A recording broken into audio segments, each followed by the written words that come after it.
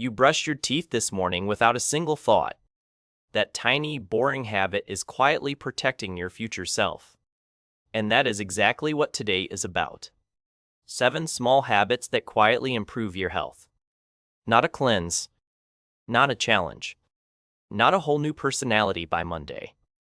Just 7 quiet little moves that stack up while you're busy living your life. You already know the lot advice. Wake up at 5, run 10 miles, drink green sludge, meditate for an hour. Most of us are not going to do that on a regular Tuesday.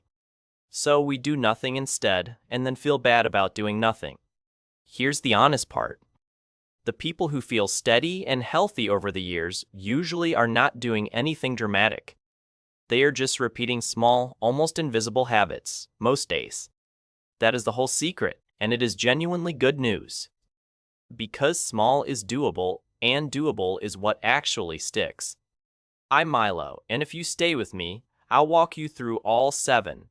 The one most people skip is number 5, and it is quietly the most powerful of the bunch. Let's start with the smallest one of all because it works even on your worst days.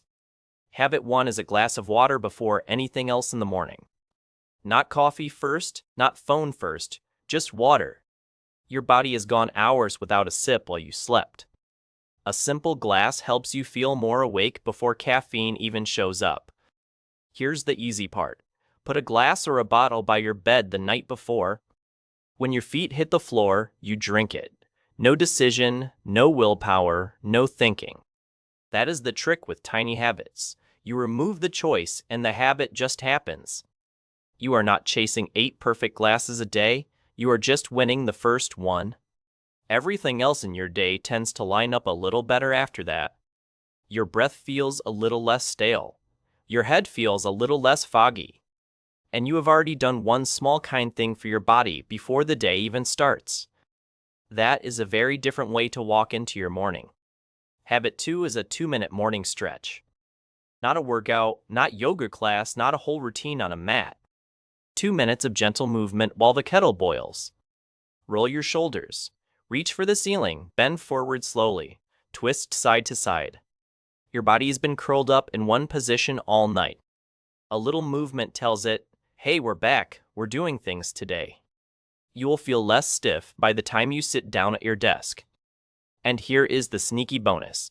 Once you move for 2 minutes, you often want to move a little more.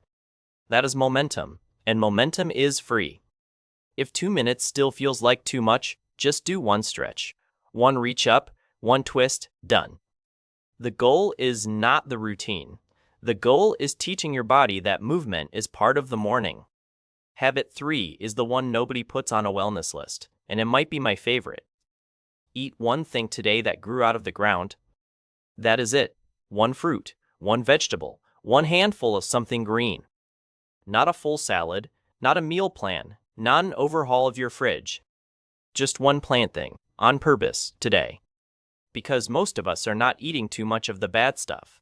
We are just not eating enough of the good stuff. An apple with lunch, some berries on your yogurt, a handful of spinach thrown into pasta sauce. Do that most days, and your plate quietly gets healthier without any dieting energy at all. No rules, no guilt, just one plant added in. Small quiet win, banked. And if one plant feels easy, most days you will end up adding a second one without even trying. That is how quiet habits grow. You do not force them bigger. They get bigger on their own. Habit 4 is the walk that changes your afternoon. Not a workout walk, not 10,000 steps, not a whole fitness plan. 10 minutes, outside, sometime during your day. After lunch is a beautiful spot for it, if you can swing it. The light hits your eyes, your legs remember they exist, your brain gets a little breathing room. You come back to your desk sharper than any second coffee can make you. If 10 minutes feels like a lot, start with 5. If 5 feels like a lot, walk to the end of your street. The trick is not distance. The trick is doing it often enough that it becomes just what you do. And this is where most people quietly upgrade their whole mood without noticing. Pair it with something you already do. Walk while you take a phone call. Walk to the mailbox the long way. Stacking a new habit onto an old one is one of the sneakiest wins in all of this. Now, before I get to habit 5, let me ask you something. If you had to guess which of these habits you already do without thinking, which one would it be? Tell me in the comments. I am genuinely curious what shows up most. Okay, habit 5. This is the quiet powerhouse. Habit 5 is a consistent sleep window. Not 8 perfect hours, not a fancy tracker, not a whole bedtime routine with candles. Just going to bed and waking up around the same time most days. Even on weekends, as much as real life allows. Your body has an internal clock, and it loves patterns. When you go to bed all over the place, it never quite settles. When you keep a rough window, everything gets easier. Falling asleep, waking up, energy in the afternoon, even your mood. Here is the simple version. Pick a bedtime you can actually hit on a normal night. Aim for it, give or take 30 minutes.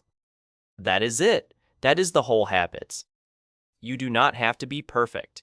You just have to be roughly consistent, more often than not. This one habit alone can change how the other 6 feel in your body.